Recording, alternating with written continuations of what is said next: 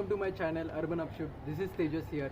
सो आज आपने टाइटल पढ़ा ही रहेगा कि आज वीडियो किस बारे में होने वाला है। सो मेरे पीछे खड़ी है एक्सेस 125। तो आज हम उसी का रिव्यू करने वाला है और ये बेसिकली ओनरशिप रिव्यू होने वाला है। जो मेरे पर्सपेक्टिव से, मेरे एक्सपीरियंस से मुझे क्या फील हुआ है वो सब मैं आपको आज बताने वाला हूँ। तो चले स्टार्ट करते हैं। So here we have Access 125 in matte black and this is the top model, top variant of Access 125। So यहाँ पे आपको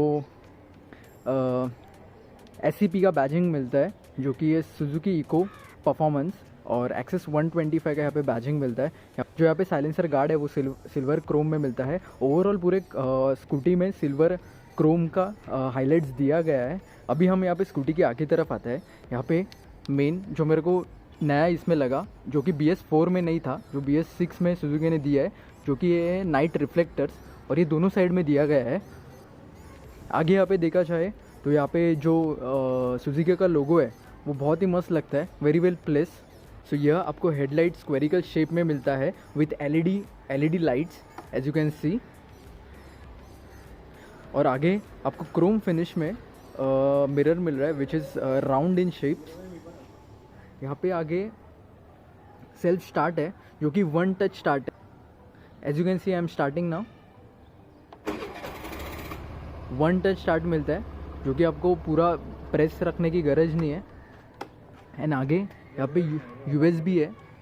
यहाँ पे USB केबल आपको ये स्लॉट मिलता है विच ये जो ब्लू कलर का लाइट यहाँ पे ग्लो होता है एंड विच इज़ कूल। यहाँ पे आपको हॉर्न मिलता है डिसेंट सा एंड अपर एंड डिपर। साथ ही साथ यहाँ पे बार एंड वेट दिया गया है। यहाँ से सीट के अंदर सीट ओपन करने का स्विच है और सीट के अंदर भी डिसेंट सा स्पेस है। हालांकि I am using half face helmet, as you can see ये हाफ फेस हेलमेट है। और ये हेलमेट रखने के बाद भी यहाँ पे स्टोरेज काफ़ी है, मैं और कुछ ना कुछ छोटा मोटा सामान रख सकता हूँ। बंद कर दे सीट को। सो अभी यहाँ पे की के यहाँ पे ऑन ऑफ का ऑप्शन है और यहाँ से ही आप की निकाल दो तो पुश टू शर्ट का ऑप्शन भी है। और इसमें और एक सुजुकी अच्छा कर सकती थी कि यहाँ से ही जो ये बैक जो फ्यूल का लिड है वहाँ से ही अगर एक्सेस मिल जाता था इसको ओपन करने का तो और मज़ा आ जाता था। और यहाँ पे फुटबोर्ड का स्पेस भी बहुत है। मतलब यहाँ पे अगर आप घर का कुछ लोड या फिर कुछ सामान आप रखना चाहते हो तो आप रख सकते हो इजीली। हालांकि ये मैट बाइक स्कूटी के साथ नहीं मिलता है, मैट मैंने अलग से परचेस किया था, समथिंग अराउंड 280 का मुझे पड़ा था। एंड ओवरऑल जो सुजुकी ने यहाँ पे फुटबोर्ड का स्पेस दिया है वो मेरे ख्याल से सफिशिएंट है। आप नॉर्मल कौन सा भी सामान यहाँ पे रख सकते हो। समथिंग अराउंड 10 kg तक आप इजीली कुछ बैग रहेगा, कुछ रहेगा, वो आराम से आप यहाँ पे रख सकते हो। एंड पीछे यहाँ पे जो ये पैसेंजर फुटपैक दिया है वो भी सही प्लेस है। मतलब अगर पैसेंजर यहाँ पे बैठ रहा है तो उन्हें कनी में या फिर कुछ ऐसा डिफ़िकल्टी नहीं होता है। सीट भी काफ़ी लंबी चौड़ी है एंड बहुत सही है। मतलब 2 जन के लिए, 3 जन तो मैं रेकमेंड नहीं करता, but for 2 people the seat is perfectly fine. The kerb weight of Suzuki Access is 104 kg। Overall scooty का जो लेंथ है वो 1870 mm का है and with 690 mm height. Overall इसमें 1160 mm का हाइट है एंड ग्राउंड क्लियरेंस आप देख सकते हो, ये पूरा 160 mm का इसका ग्राउंड क्लियरेंस है। जो इसका व्हील बेस BS6 में आपको देखने को मिलता है वो 1265 mm है एंड सीट हाइट 773 है। हालांकि इसमें सीट हाइट मेरे को ज़्यादा लगा। अगर आप किसी और स्कूटी से कंपेयर करते हो तो सुजुकी एक्सेस का सीट हाइट थोड़ा सा ज़्यादा है। इसके अंदर चेसिस है वो स्टील के चेसिस है विथ रिजिड फर्म सपोर्ट। इसमें आपको इंजन मिलता है 124 cc का इंजन मिलता है। सिलेंडर 1 सिलेंडर है इसमें with 2 valves।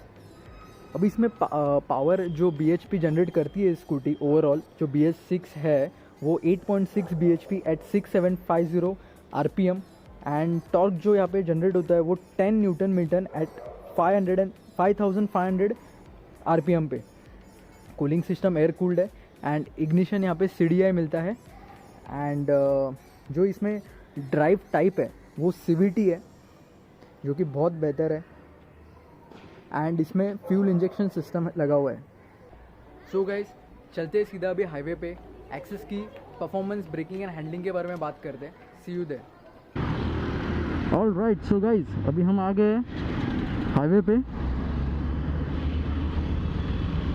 And let's start. सो मैं आज बताने वाला हूँ आपको सुजुकी एक्सेस 125 के रिव्यूज़ के बारे में, जो मेरा पर्सनली क्या ओपिनियन है, मुझे क्या फील हुआ और अब तक मेरा राइडिंग एक्सपीरियंस कैसा रहा इस स्कूटी पे।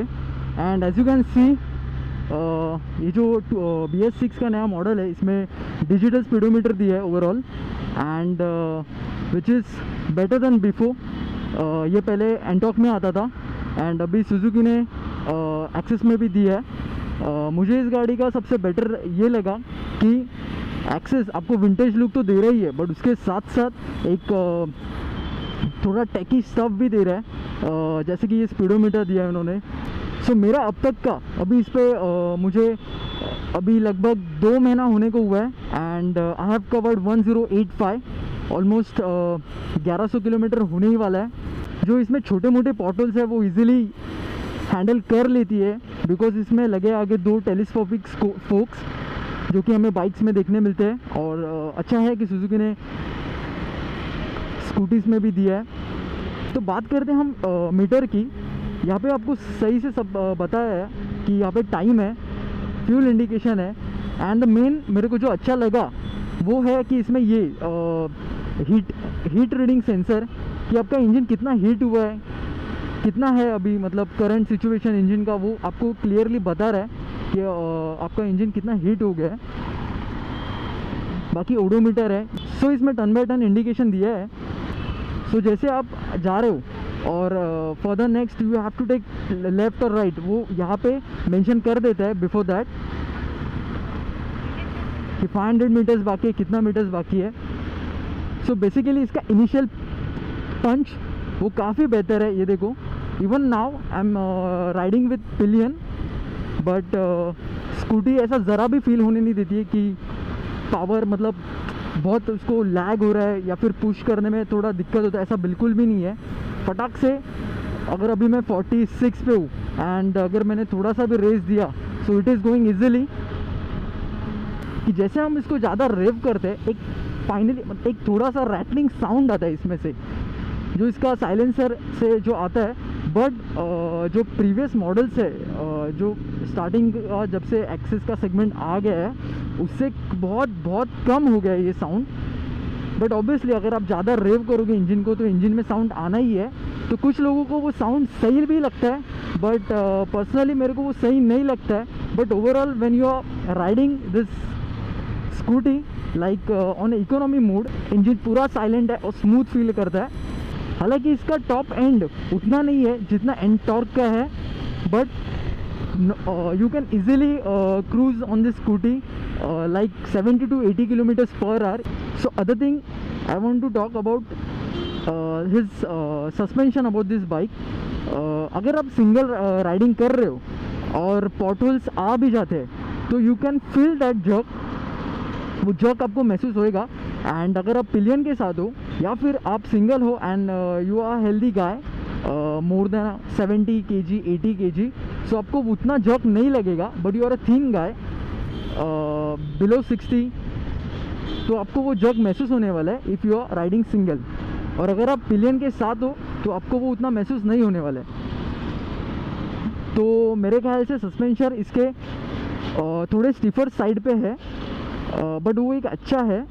उससे आपका हैंडल बाइक स्कूटी का हैंडल कैपेसिटी अच्छा बढ़ता है। सो मैं इससे प्लस पॉइंट ही मानूंगा, बट थोड़ा कंफर्ट में ये डाउन कर देता है। अदर थिंग इसका सीट इसका कुशनिंग है, बट अगर आप इसको कंपेयर करेंगे जुपिटर के सीट से, जुपिटर का सीट मोर कंफर्टेबल है। Like if you are going 50 kilometre and above in a one stretch, तो आपको आफ्टर 40 किलोमीटर्स आपको थोड़ा पेन होएगा, थोड़ा आपको तकलीफ होएगा उसमें। Okay, so now talking about traffic situation like this, जैसे आप देख रहे हो मैं इजीली हैंडल कर पा रहा हूँ, मुझे ऐसा कुछ दिक्कत ही नहीं लग रहा है।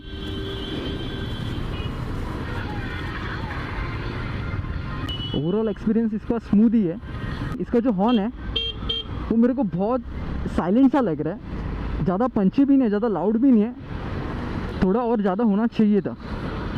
ये जो स्कूटी का एक मेरे को और एक अच्छा लगा कि जो इसका सस्पेंशन सेटअप है, जो ये अनइवन रोड्स है या फिर पॉटल्स है उनको ये इजीली हैंडल कर लेता है। If you are in high speed थोड़ा सा झक लगेगा, और स्लो स्पीड पे भी ये कंफर्टेबली ऐसे अनइवन रोड पैचेस को पास कर देता है। हालांकि मैं किसी को भी रेकमेंड नहीं करता कि स्कूटी पे अब हाई स्पीड इसका टच करते ही रहो, लाइक ये 100 तक टच कर जाती है, बट इट इज़ प्रेफरेबल कि ride in your own limits and 70 to 80 is enough. And अभी मैं थोड़ा स्ट्रेच कर रहा हूँ एंड मेरे को ज़रा सा भी पावर में ऐसा लैग या फिर डिफरेंसेस ऐसा कुछ महसूस ही नहीं होता है।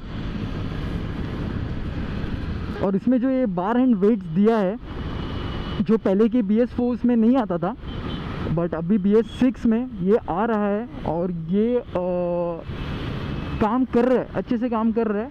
It distributes your weight and बार को, मतलब आपका जो स्टेडीनेस है बार का, उसको परफेक्टली अलाइन रखता है, एक परफेक्ट बैलेंस देता है आपको स्टेयरिंग को।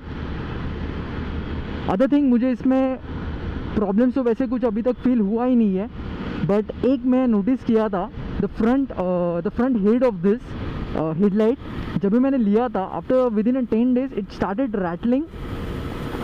एंड ये जो स्पीडोमीटर है, जब भी एकदम हार्ड ही बम्स आता है तभी इसमें से एक साउंड आता है, एक ऐसा हॉलो साउंड आता है। आई आस्क्ड टू सर्विस गाय कि इसका क्या इशू है।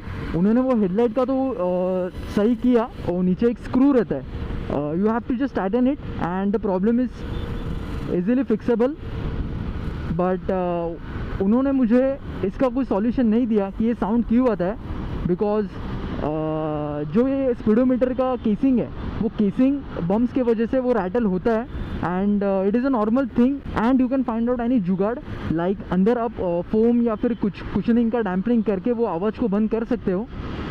And talking about the average, जो कंपनी खुद कहती है कि कम पीती है, तो जो नॉर्मल सिटी राइड है, जो हाईवे टू हाईवे, इसमें ये कंपनी क्लेम कि 55 to 57 इजीली दे देती है। एंड जो सिटी, जो नॉर्मल ट्रैफिक कार्स एंड उसमें अगर आप चलाते हो तो उसमें 50 to 52 समथिंग दे देती है। बहुत सारे रिव्यूज़ है उसमें, ऐसा भी देखा गया है कि हाईवे पे ये स्कूटी मोर देन 55 to 60 तक दे देती है average, and which is good. So front पे आपको यहाँ पे 12 इंचेस का टायर है and rear tyre is 10 inches. अब तक हालांकि मैंने हार्ड ब्रेकिंग करके देखा था, बट उसमें रियर टायर तो स्किड नहीं हुआ, फ्रंट टायर थोड़ा सा हो रहा था, बट इट्स ओके। आगे आपको डिस्क मिल रहा है एंड पीछे ड्रम ब्रेक है, और इसमें सुजुकी ने कॉम्बी ब्रेकिंग सिस्टम दिया है, हालांकि वो बहुत ही बेहतर है। जिसको पता नहीं कॉम्बी ब्रेकिंग सिस्टम क्या होता है, वो एक्चुअली अगर आप लेफ्ट रियर ब्रेक दबा रहे हो तो ऑटोमेटिकली फ्रंट ब्रेक एक्टिवेट हो जाता है, आपको यहाँ पे फील होएगा। एंड यस गाइज, इसका डिज़ाइन इतना स्पोर्टी नहीं है, बेसिक एंड क्लासिक सा डिज़ाइन है स्कूटी का, बट फिर भी अगर ऐसे टर्न पे अगर आप इसको लीन करना चाहते हो तो एक गुड एंगल पे आप इसको लीन कर सकते हो, ज़्यादा भी करना सही नहीं होगा। बट जो इसका चेसिस है वो अच्छे से एक्ट करता है ऑन दिस लीन्स ऑल्सो, आपको ये कॉन्फिडेंस दे देती है स्कूटी।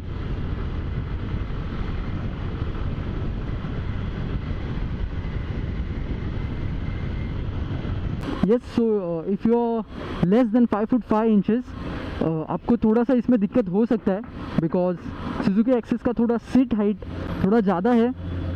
बाकी गाइस ओवरऑल ये स्कूटी बहुत ही परफेक्ट है, कुछ मुझे इस स्कूटी का मतलब ऐसा इशू तो नहीं लग रहा है, और इसीलिए ये स्कूटी मार्केट में बहुत सेल आउट हो रही है।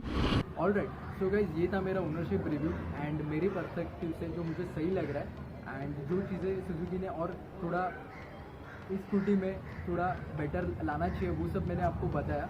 एंड अभी बात करते हैं ये स्कूटी किसे लेना चाहिए और किसे नहीं लेना चाहिए। फर्स्ट अपन बात करते हैं किसे लेना चाहिए। ये फैमिली यूज़ पर्पज़ के लिए चाहिए, फैमिली यूजेस के लिए चाहिए, तो वो डेफिनेटली ये स्कूटी के लिए जा सकता है।